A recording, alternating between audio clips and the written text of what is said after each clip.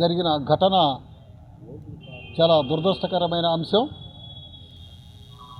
ప్రధానంగా land acquisition రూల్స్ని భిన్నంగా దాన్ని తుంగలో తొక్కి సిఆర్డి అధికారులు ఏకపక్షంగా అవార్డు ప్రకటించడం కానీ, అవార్డు ప్రకటించిన తర్వాత రైతులను కలవటం, నోటీస్ సర్వ్ చేయటం, ఆ క్రమంలో చెక్కులు పంపిణీకి ప్రయత్నం చేయటం,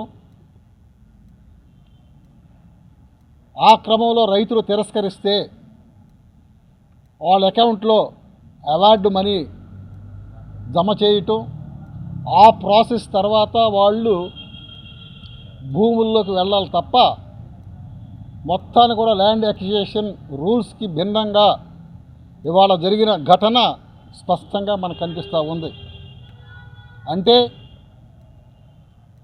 ప్రభుత్వాలు అధికారులకు వచ్చిన తర్వాత మేము ఏమి చేసినా చెల్లుబాటు అవుతుంది, వ్యవస్థలు మొత్తం కూడా మా చేతిలో ఉన్నాయి, యంత్రాంగాలు మొత్తం కూడా మా చేతుల్లో ఉన్నాయి, కాబట్టి మేము ఆడింది ఆట పాడింది పాటలాగా కొనసాగుతూ ఉన్న పరిస్థితులు స్పష్టంగా మన కళ్ళ ముందు కనబడుతూ ఉన్నాయి. మనం చూసాం 2015-16 సందర్భాలలో ల్యాండ్ అక్విజిషన్ అది చట్టం రూపం కాదు, చట్టబద్ధత లేదు, ల్యాండ్ పూలింగ్ ఇవ్వద్దని చెప్పేసి పెద్ద ఎత్తున ఆందోళన చేసే మొట్టమొదటిసారిగా దేవుడి మాన్యంలో పెద్ద సభ నిర్వహించిన చరిత్ర మనకుంది. ఆ పోరాట క్రమాన్ని చాలామంది నెడమరు దగ్గర నుంచి ఉండవల్లి, పెనుమాక, ఆక్రమణ అనే ఎడబాలలో కొంత, రాయపూడిలో కొంత, ఇలా అన్ని ప్రాంతాలలో ల్యాండ్ పూలింగ్ ఆగిన పరిస్థితి మనం చూసాం.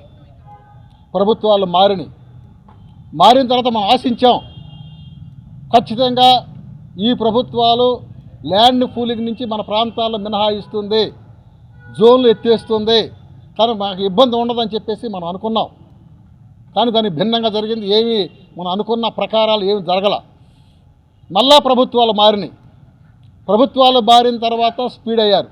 స్పీడ్ యాక్సెస్ రోడ్ మా కళ, రైతులు ఇవ్వాల్సిందే, ల్యాండ్ పూలింగ్లో ఇవ్వాల్సిందే, ఇవ్వకపోతే ల్యాండ్ అక్విజిషన్కి వెళ్తాం, అవార్డు ప్రకటిస్తాం, బలవంతంగా భూములు సేకరిస్తామని చెప్పేసి ఇవాళ ప్రభుత్వాలు ఏకపక్షంగా వెళ్ళిపోతూ ఉన్నాయి. మనం చూస్తూ ఉన్నాం.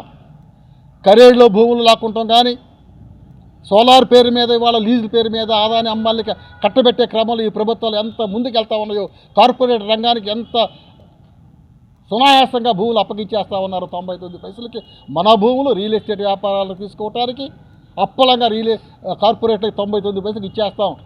ఎవరో ఏం చేస్తారు, అభివృద్ధి కోసం వెళ్తామని చెప్పేసి లోకేష్ ప్రకటించడం. అంటే రైతులు మనం త్యాగాలు చేయాలి, మన భూములు కారుచౌకగా ప్రభుత్వాలకు అప్పచెప్పేయాలి, వాళ్ళు ఇష్టం వచ్చినట్టు రియల్ ఎస్టేట్ వ్యాపారస్తులకు కానీ అదేవిధంగా కార్పొరేట్ సంస్థలు కానీ అప్పనంగా 99 పైసలకి ఇచ్చేయటం అని చెప్పేసి అంటే ప్రభుత్వాలు ఏ విధంగా ఆలోచిస్తూ ఉన్నాయి రైతు